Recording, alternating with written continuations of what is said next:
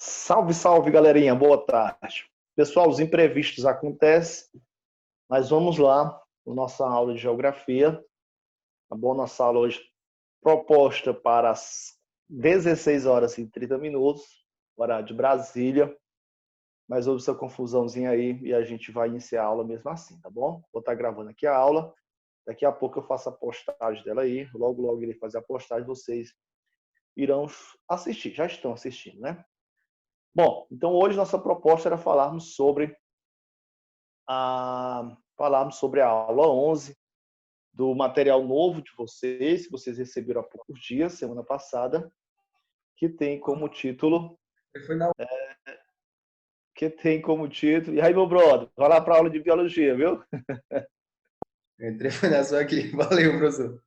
Valeu, é porque eu estou gravando ela aqui, viu, Felipe? Daqui a pouco eu mostro lá para vocês. Eu vou voltar no grupo. Valeu. Valeu. Bom, e aí nosso material aqui, mudanças climáticas globais, aula 11 de vocês, beleza? Então, no material de vocês, ele vai trazer aqui duas temáticas importantes, né? A primeira coisa que o livro traz, que o material de vocês traz, a respeito dos períodos em que o nosso planeta, ele, vamos dizer assim, apresentou temperaturas diferentes, né? Aonde que em alguns momentos da nossa história, da história da humanidade, nós tivemos períodos em que as temperaturas elas estiveram mais elevadas e em outros períodos em que as temperaturas estiveram mais baixas, né, os períodos de glaciações.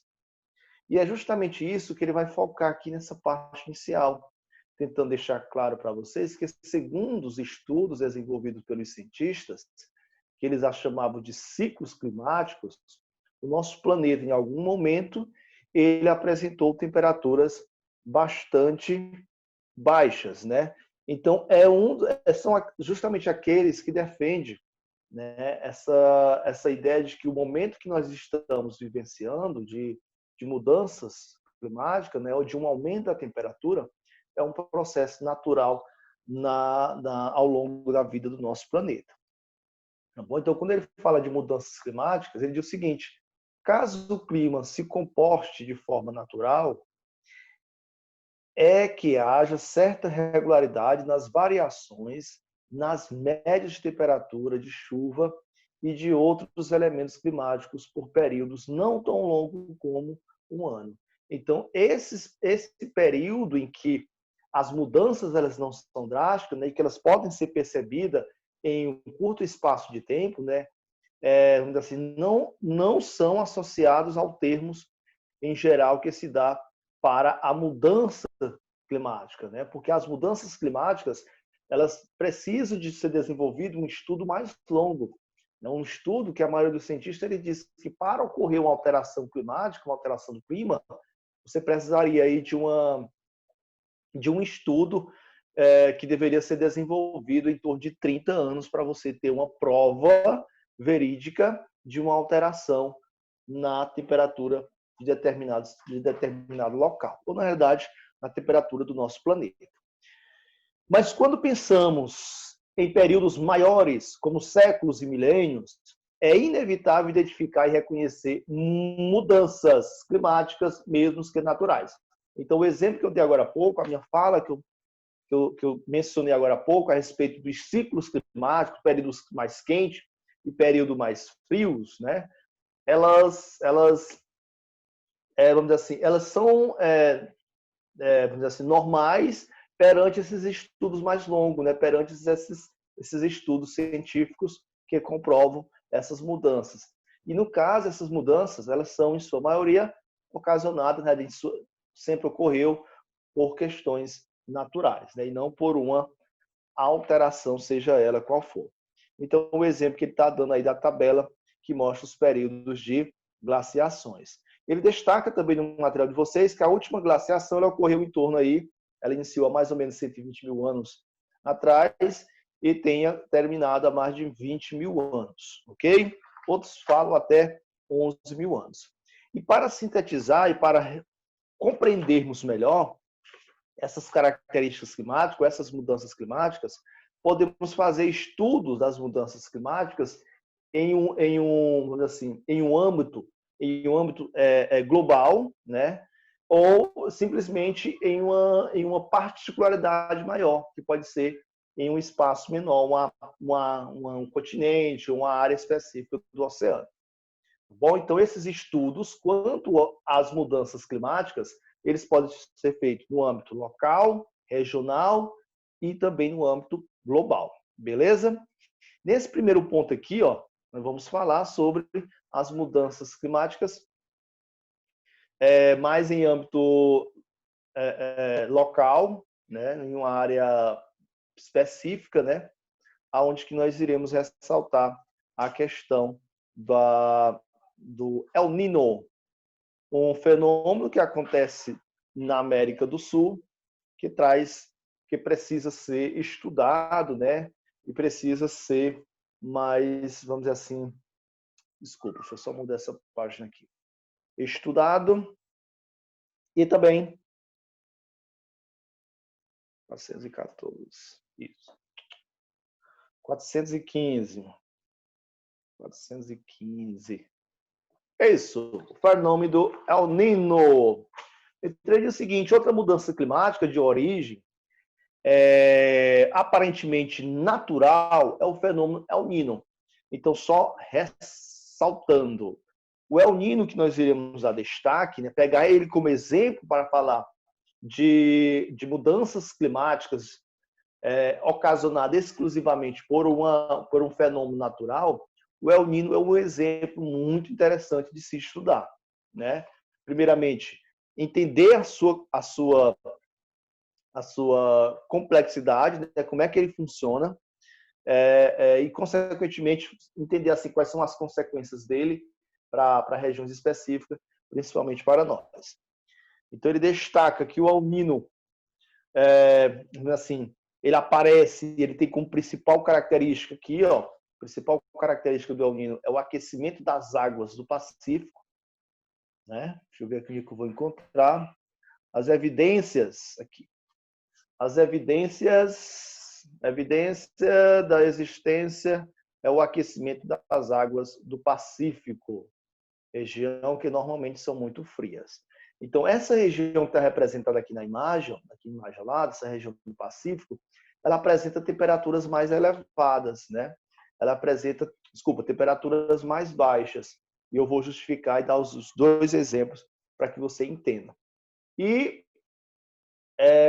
em um certo período, né? Esse período geralmente ele pode variar, né? Ele pode acontecer em um período mais curto, né? De algum período mais longo, que pode ser de alguns anos, ou pode ser período mais curto, né? Que pode ser meses. Não tem uma regularidade. A regularidade existe mais ou menos nesse intervalo que eu acabei de dar destaque, né? Mas vamos dizer assim, ele pode sofrer alteração, não necessariamente ela vai acontecer em períodos específicos, ele pode ter variações, né? Geralmente ele destaca de 3 a 7 anos ou menos do que isso, tá bom? Então, como o próprio texto destaca, ó, que alguns estudiosos estimam ser de 3 a 7 anos, mas há os que acreditam que ocorra em períodos menores. Sua influência sobre o clima dura cerca de 6 meses por meio ano, como queiram. Tá bom? Então, vamos entender como é que funciona. Então, normalmente, essa região do Pacífico Sul, né, uma região mais a sul, que abrange mais a região da América do Sul, ela tem uma característica bem forte, que é das águas serem frias. E o fato dessas águas serem frias está associada, por exemplo, a dois processos básicos. O primeiro é o prolongamento dos ventos alísios, que faz com que o vento ele sopre no sentido oeste, né, saindo do continente em direção à Austrália, aquela região, no sentido oeste, e isso faz com que ocorra uma movimentação diferente das águas oceânicas, né, da água do oceano, permitindo que as águas mais frias, que estão mais embaixo, elas tenham a ascensão, elas consigam subir para as áreas mais elevadas, né? Que é o processo que ele chama de ressurgência. Um bom processo que ele chama de ressurgência. Então, quando essa água que está mais fria, motivada por esses ventos intensos, que ela ganha as áreas mais elevadas, as temperaturas em torno da água, né, elas ficam mais amenas, ficam temperaturas mais frias.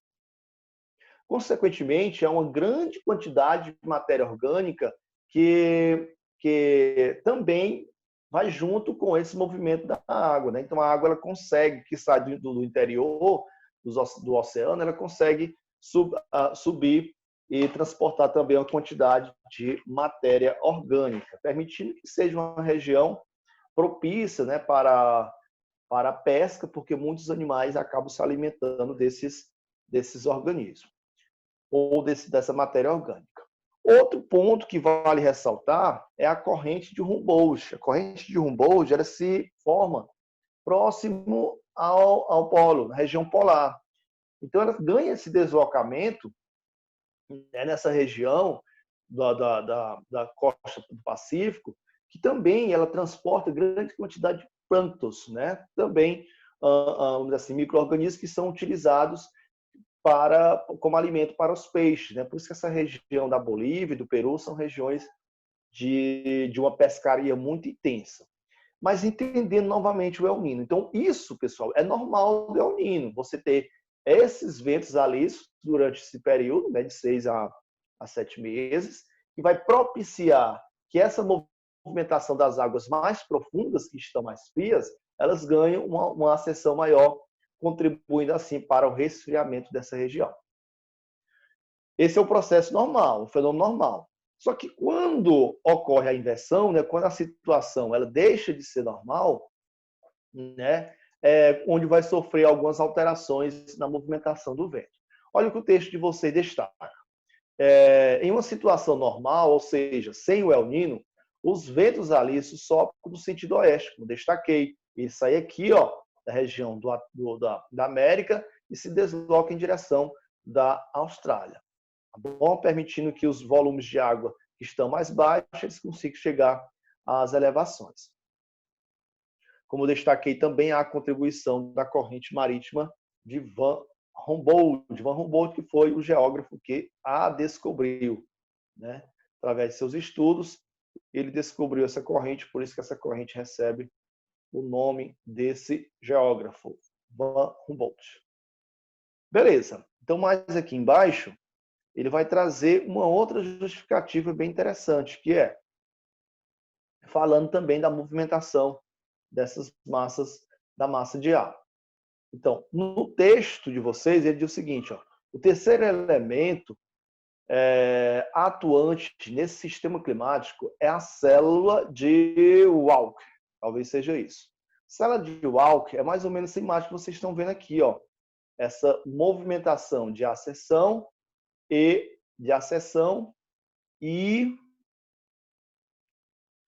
descida dos ventos. Deixa eu só colocar aqui para você ter uma ideia aqui.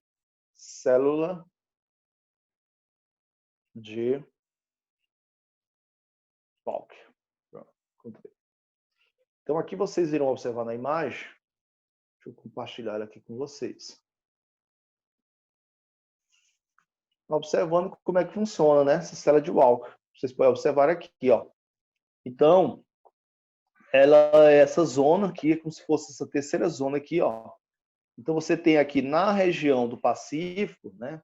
Onde eu mencionei agora há pouco que as temperaturas elas ficam mais baixas, nessa região por conta do resfriamento da água superficial, no seu processo normal, você tem uma área de baixa pressão. Olha como a massa de ar ela tende a descer. Então, você tem uma região de baixa pressão. Então, quando ela chega aqui no interior do oceano, mais próximo à costa a costa do Sudeste Asiático e da Oceania, você tem a acessão do ar. Então, esse local aqui de mudança de temperatura, ó, de descida e subida do ar, das massas de ar, é o que eles chamam de célula de Walker. Beleza? Então, retornando lá para o nosso texto. Bom, nesse sentido, ele diz, é responsável pela formação dos ventos do Pacífico tropical, que originam uma grande célula de alta pressão. Esses ventos proporcionam maior velocidade à corrente de Humboldt, fazendo com que ela chegue ainda fria na região do Equador. Beleza? Então, esse é o processo normal de uma corrente marítima. Ou esse é o processo normal, desculpa, esse é o processo normal dessa região. Aí aparece o famoso El Niño. Aí aparece o El Niño. Ou o menino, né? Creio que seja, o menino. O que é que ele destaca aqui como principal ponto? Então, ele diz o seguinte: mas,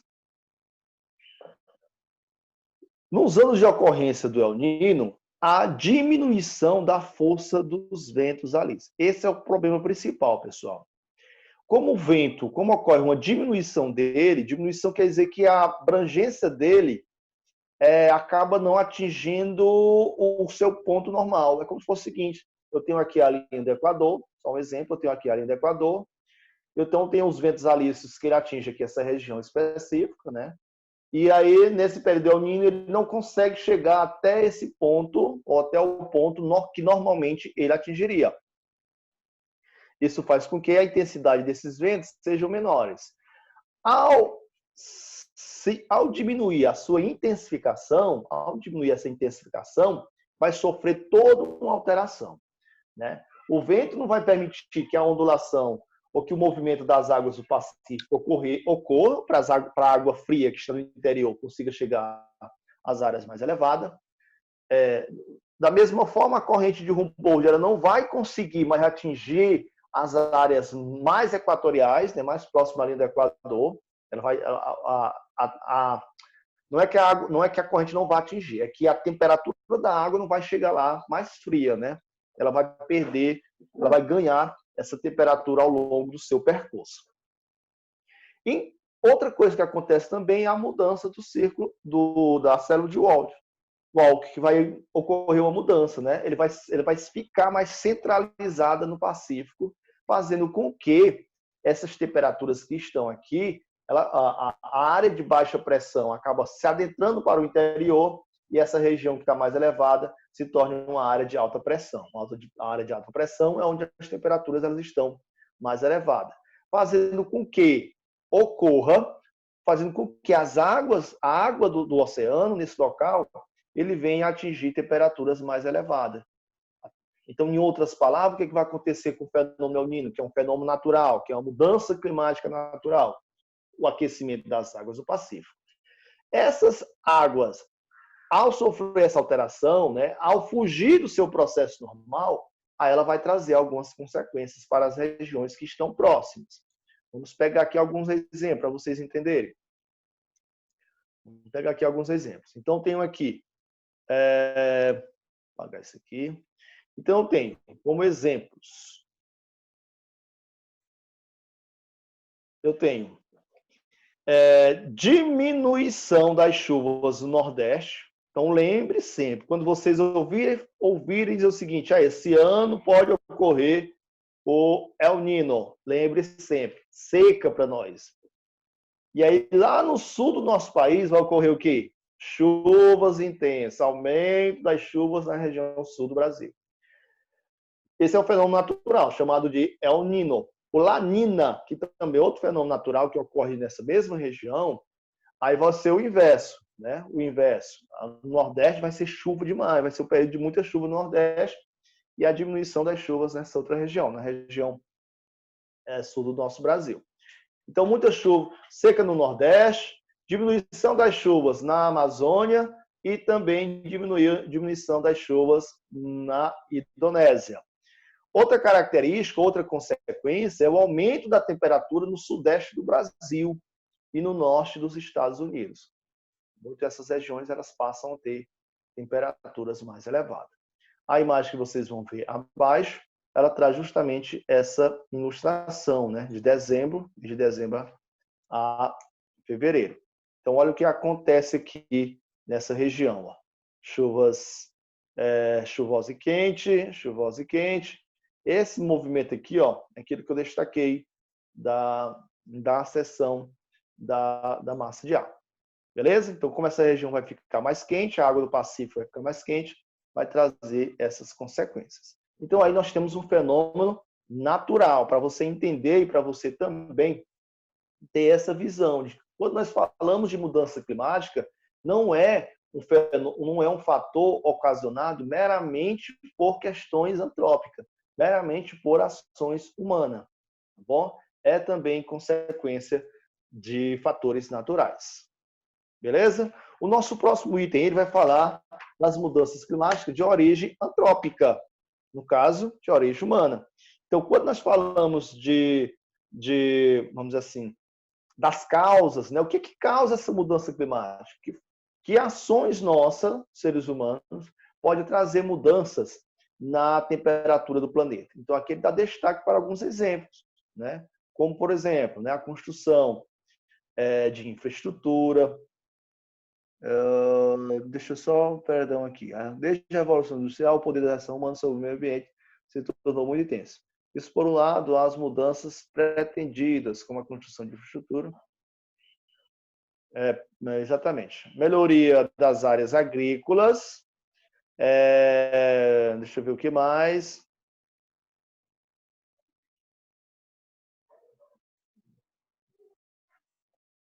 A escassez de recursos naturais, né?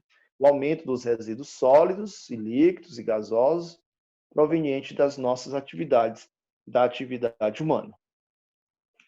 E aí, pessoal, quando nós falamos dessas mudanças climáticas ocasionadas por nós, seres humanos, nós vamos perceber que essa intensificação, ela tem assim, ela vai ocorrer com a velocidade maior, principalmente a partir das revoluções industriais, tá bom?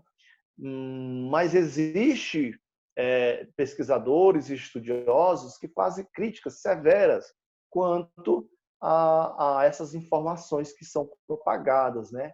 Onde que dizem que as ações nossas dos seres humanos elas são mínimas, elas são muito pequenas para trazer alterações no clima de uma intensificação tão grande como se imagina ou como é colocado pelos veículos de comunicação. Então, ele diz o seguinte: as transformações são tão acentuadas que muitos cientistas começaram a utilizar o termo antropoceno para caracterizar o período atual da história natural do planeta. Tratando-se de mudanças climáticas, dizemos que aquelas provocadas pela ação humana são antrópicas ou antropogênicas. Podemos classificar essas mudanças em dois grupos. Essas mudanças causadas por nós, seres humanos, né? Então, ele destaca esses dois grupos. Quais são eles? Então, existe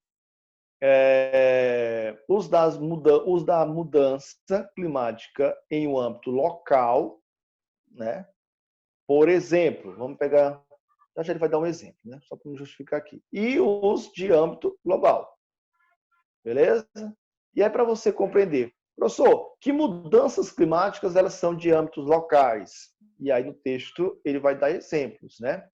Você pega, por exemplo, a ilha de calor. A ilha de calor ela é um fenômeno, uma mudança de âmbito local, de âmbito específico de determinada região.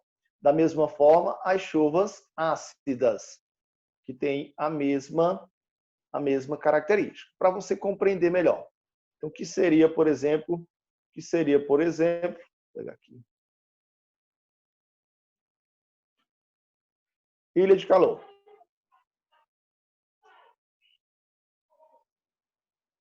Ilha de calor, em imagenzinha, para você entender melhor. Então, aqui está um fenômeno que representa a ilha de calor. Ilha de calor é o aumento da temperatura das áreas urbanas, motivados principalmente pela redução das áreas verdes e motivado principalmente pela impermeabilização do solo, né? Pela pavimentação, os prédios, casas que são construídos. Isso faz com que as temperaturas dentro das áreas urbanas... Então, eu esqueci de mencionar também a questão da movimentação das máquinas, né? Da atividade industrial, dos motores, no caso automóveis, faz com que a temperatura ali naquela área urbana se intensifique, ela ganha uma elevação maior comparado às áreas rurais. Então, a ilha de calor é um fenômeno que ocorre especificamente em determinada região. E não necessariamente toda a área urbana ela vem ganhar uma temperatura tão drástica, né? Uma mudança tão drástica. Isso acontece muito nas grandes cidades, cidade de grande porte mesmo, e cidades altamente industrializadas. Essa é a ilha de calor. As chuvas ácidas. A chuva ácida também ela é um fenômeno que é ocasionado pela poluição causada pelas fábricas, né, pelas usinas. Então, como uma quantidade muito grande de dióxido, monóxido de carbono lançado na atmosfera, esses gases eles vão se unir às gotículas que estão suspensas, né, fazendo com que, quando ocorra a chuva, a precipitação, essa chuva ela venha carregada de uma acidez muito forte, é o que vai trazer como consequência poluição de um rio, a queima de uma determinada vegetação, né, corrosão na pele, né, irritação da pele, algum problema na visão, e entre outros impactos ambientais provocados por eles. Então, isso aqui são fenômenos de mudanças climáticas, né, fenômenos climáticos de ordem local, tá bom? Exclusivamente de ordem local. Bom, continuando no texto de vocês, ele vai falar, aqui ele vai dar mais ênfase para essas mudanças de ordem global. E uma delas é o aquecimento global. Como o próprio texto destaca, o aquecimento global ele é ocasionado principalmente por conta da queima dos combustíveis fósseis, né? Que há uma grande quantidade de gases lançados na atmosfera que contribui para o aumento do efeito estufa, né? Que o efeito estufa, como nós sabemos, ele é um fenômeno natural que propicia a manutenção da temperatura no nosso planeta, principalmente nos períodos de ausência da luz solar.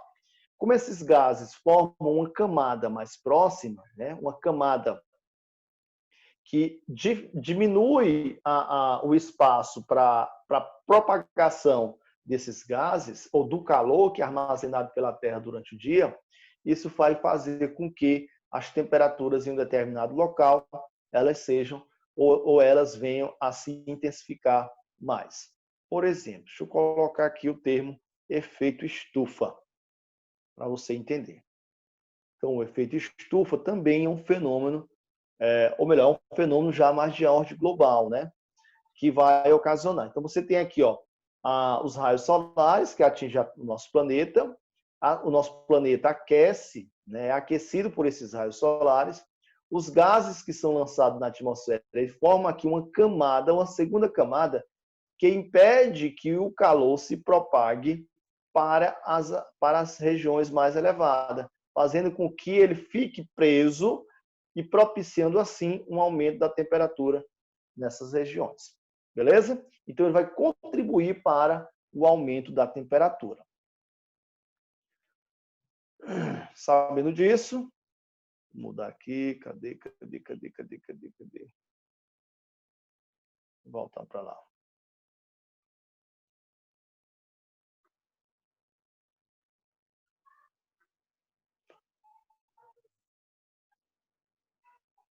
Pronto.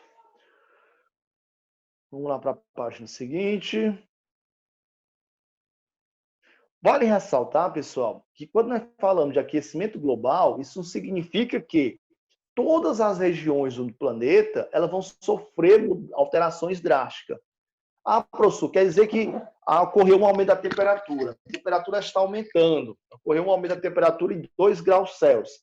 Isso quer dizer que todo o planeta Terra vai ter esse aumento da temperatura?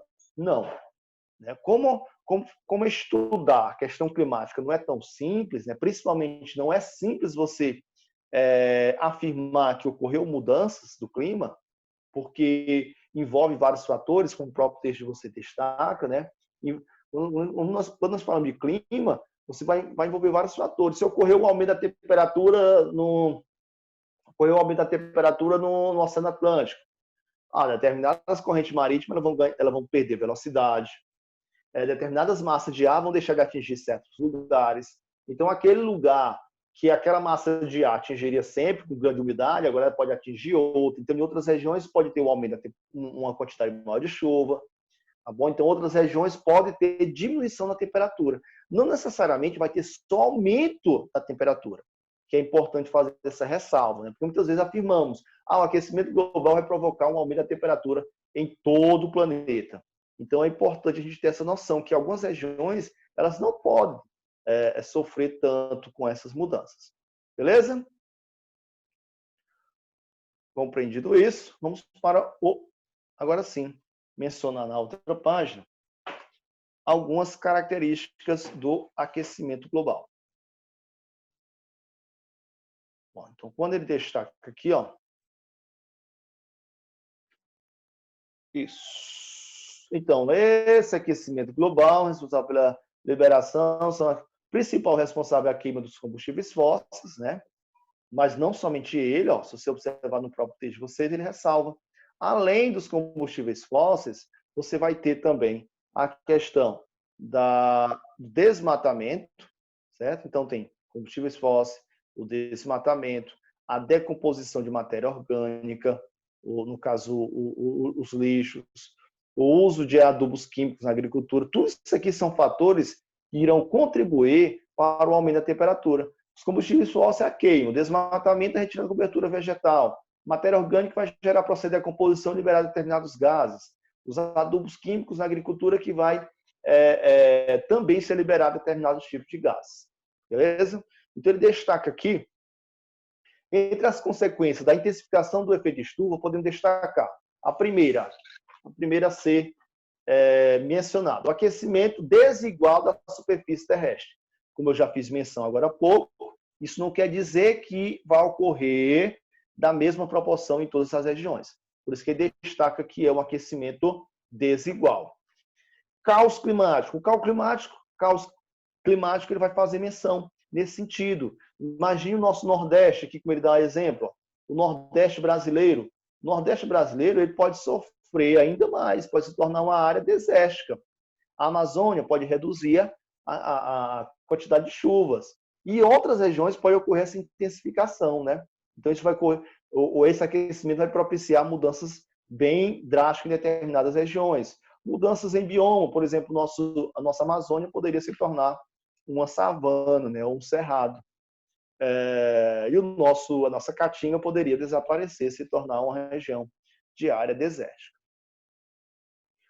Aqui na página seguinte, ele vai falar especificamente Vou ver aqui, já estão 7 minutos. Vai falar especificamente da camada de ozônio, né?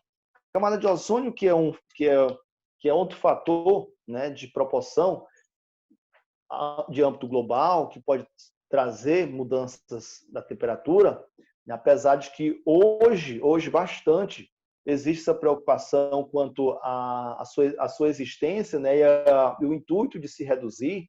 Se vocês observarem as imagens que estão aqui ao lado, a primeira mostra a imagem de 1979, 1987, 2006, 2011 e 2014. Então, perceba que ocorreu esse aumento.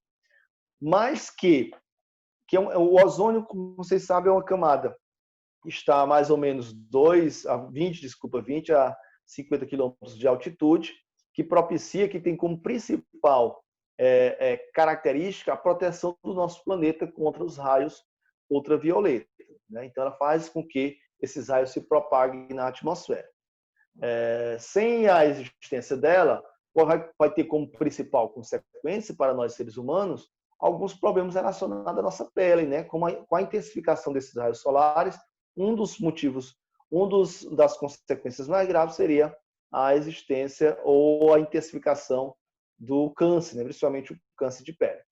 Mas por que da existência desse buraco? Os estudos provaram que quando foi criado o CFC, que é o clorofluorcarboneto, um gás que é utilizado principalmente em refrigeradores, são gases que permanecem longo período presos, né, isolados ali, principalmente em refrigeradores de geladeira. Hoje praticamente não se tem mais isso. Na verdade, sua produção ela é proibida, mas mesmo assim ainda existe pessoas que produzem. Então, esse gás, quando liberado, ele é um gás que ele é leve, então ele sobe rapidamente e ao atingir a camada de ozônio, ele faz com que esse ozônio ele sofra alterações, ele se transforme juntamente com esse gás, se transforme em um outro gás, fazendo com que aquele local venha sofrer com essa mudança, né? Com essa alteração. Esse gás ele é mais concentrado nas regiões, ou melhor, nas regiões frias, né?